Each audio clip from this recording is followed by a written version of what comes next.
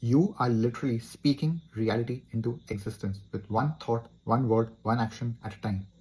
When you realize that you are creating reality with every single thought and every single word that you speak, you will be speaking very differently and you will be thinking very differently.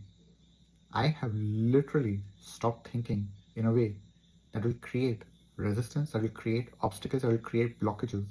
Because I know that when I think it and when I express it, it becomes real.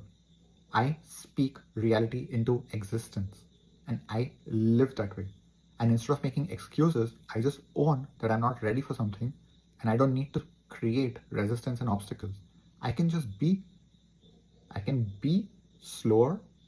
I can enjoy my life in different ways. I don't need to be acting on pressures and obligations and then making excuses to get out of them just because I'm resentful, just because I'm not happy with what my mind wants. And so I have this tension within me, I have this war going on within me where my mind is trying to create one reality, my heart is trying to create a completely different reality and just remains stuck.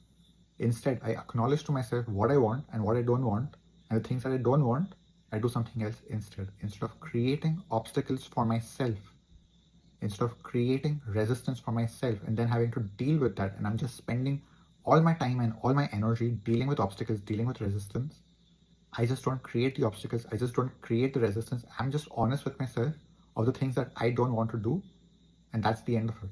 And then when I'm doing the things that I do want to do, they just happen effortlessly, they just happen seamlessly. I literally speak them into existence and they happen. As long as I really, really, really want them. If my full heart and soul and mind and body is not into it, it will not get created. That is when I will start expressing it as resistance, because there is resistance. And instead of acknowledging the resistance, I'm creating it as an external expression. Instead, I just acknowledge the resistance and then I either do something to change it, or I drop the idea, or I modify the idea that my full being is on board.